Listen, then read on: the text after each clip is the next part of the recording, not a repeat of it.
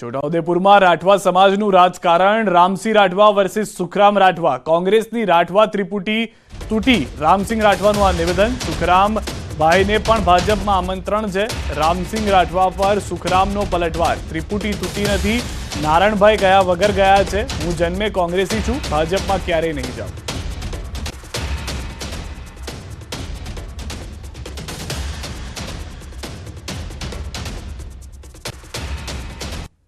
એ સંકલ્પ રાઠવા ત્રિપુટીને તોડવાનું જે કામ હતું એ ભારતીય જનતા પાર્ટીના સહયોગથી અમે આજે જોઈ રહ્યા છીએ કે કોંગ્રેસ અહીંયા ત્રિપુટી તૂટી ગઈ છે અમે સુખરામભાઈ રાઠવાને પણ નિમંત્રણ આપીએ છીએ કે તેઓ પણ આવી જાય તો વધારે સારું થાય. ત્રિપુટી તૂટી નથી. અમારા કોંગ્રેસમાંથી નારણભાઈ રાઠવા ગયા, અમને કીધા વગર ગયા, અમે જાણતા નથી.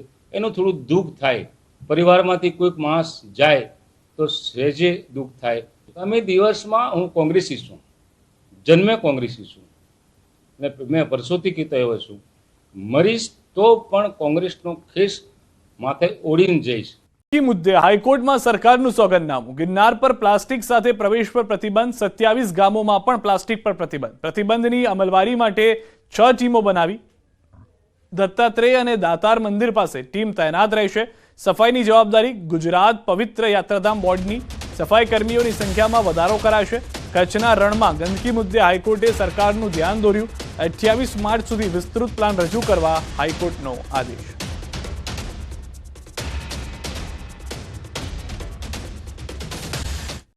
નકલી સરકારી ઓફિસ કૌભાંડ કેસનો વિવાદ. હાઈકોર્ટે આરોપીની જામીન અરજી ફગાવી. આરોપી વિશ્વદીપસિંહ ગોહિલની જામીન અરજી ફગાવી છે. આગોતરા જામીન માટેની માંગ સ્વીકારવા કોર્ટનો ઇનકાર. છોટાઉદેપુરમાં 6 નકલી સરકારી કચેરીઓ ઊભી કરી 18 કરોડ રૂપિયાનું કૌભાંડ આચરવાનો આરોપી પર આરોપ છે. આરોપીની આદિવાસી વિસ્તારના વિકાસ માટે આસિસ્ટન્ટ પ્રોજેક્ટ મેનેજર તરીકે કરાઈ હતી નિમણૂક. આરોપીએ ઉપરી અધિકારીએ કૌભાંડ આચર્યા હોવાની જામીન અરજીમાં કરી રજૂઆત. વૈજ્ઞાનિક ટેસ્ટ માટે તૈયાર હોવાની આરોપીને રજૂઆત. આ તબક્કે સ્વીકારવા કોર્ટનો ઇનકાર.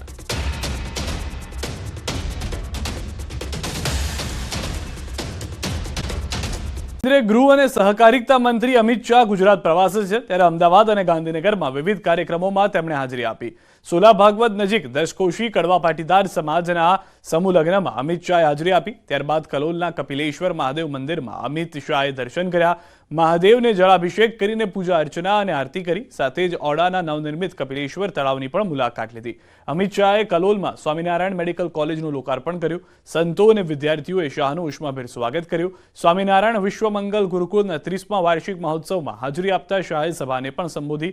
બાદમાં ગાંધીનગર લોકસભા વિસ્તારમાં ₹758.44 કરોડના વિકાસ કાર્યોના અમિત શાહના હસ્તે લોકાર્પણ અને ખાતમુહૂર્ત કરાયું.